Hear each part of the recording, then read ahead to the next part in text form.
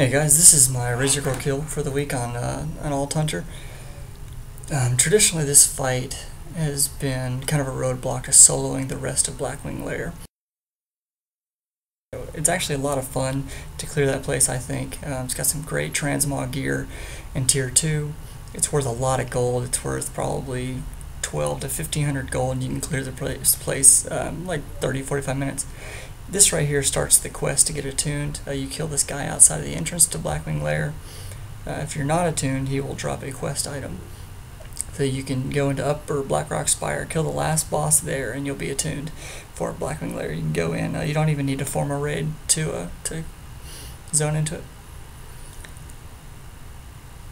The strategy for soloing Razorgore is very particular. The only people that I know of that can even accomplish it are hunters or goblins, because you have to kind of get out of range so that Razorgore can no longer hit you inside of the encounter. So it resets the encounter, but it keeps them in combat. First thing you do when you start the encounter is just dismiss your pet. You're going to have a couple of mobs here in front of you.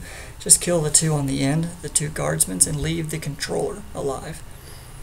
What you end up doing is let Razorgore and the controller fight each other while you're crowd controlled for the first time. Kind of line of sight, get Razorgore in this corner over here so you can line of sight him up on the ledge above you. When they start fighting each other, you're going to run up this little ramp right here, jump up onto the ledge that's up next to the wall. When you get to the edge of this ledge right here, you're going to turn around with your back facing the other ledge, jump and disengage up here, shoot Razorgore, get on his aggro table, and then line of sight him. If that was a little fast, I wouldn't worry about it, because you're about to see me do it again, because I do it too quickly this time, and he does not summon the ads. So it resets right here, and I'm going to do it all over again. So just redo it, jump down, kill the guards again. You know, just give him time to summon his ads this time.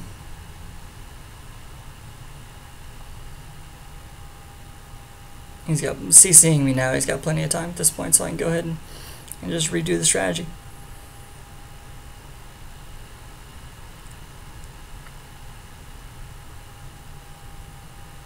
Up the hill onto the ledge, just put your back to the end of the ledge, jump, disengage, shoot him, and then get out of line of sight. At this point, you're going to hear all the ads come out, and then you're going to hear the controller emote saying, "We have regained control." At that point, it's safe to jump down. The two guardsmen have respawned. The encounter is basically reset. So all the ads will not be spawning again. So you can go ahead and kill the two guardsmen. At this point, I would check to make sure that the front gate is open. That means the ads will not be respawning again. At that point, go ahead and kill the controller. Get up here and use this orb. Click it one time to mind control Razorgore. At that point, you're going to use his third ability to run around and destroy all the eggs.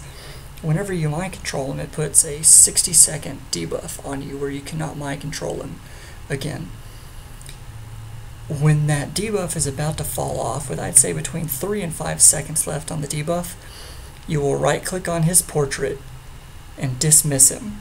Let the debuff fall off, and then single-click the orb again to mind control him. And then you're just going to rinse and repeat until you have broken and destroyed all the eggs in the room. At that point, the fight is a tank and spank. Kill him, move on to the second boss. This opens up the gate, which opens up the rest of Blackwing Lair. Really, the only other bosses in Blackwing Lair that might give you a little bit of trouble is one of the drakes later on, called Ebonroc. He has a debuff that he'll put on your pet, that whenever he strikes your pet, it will heal Ebonroc for 25,000 damage. So you're just gonna want to keep Wyvern Sting up on Ebonroc, and you're just going to have to DPS through the heals. I tried a couple of different strategies with dismissing the pet with the debuff and pulling out another pet. None of them really worked as consistently as just overpowering the debuff. For this particular strategy, a lot of credit goes to a hunter named Durendil from the Elitist Jerks soloing hunter forms. Hunters have been doing this strat for a while, but as far as I know, a lot of people are really unsure of the mechanics as to why particular things took place, and he really spent a lot of time on it and really defined and kind of put into words what was making the encounter do particular things, and how you can really ensure that you can kind of one-shot it. So a lot of thanks to Durendil from the EJ forums for putting in the time on it. If you guys have any other questions, just put them in the comments. Thanks.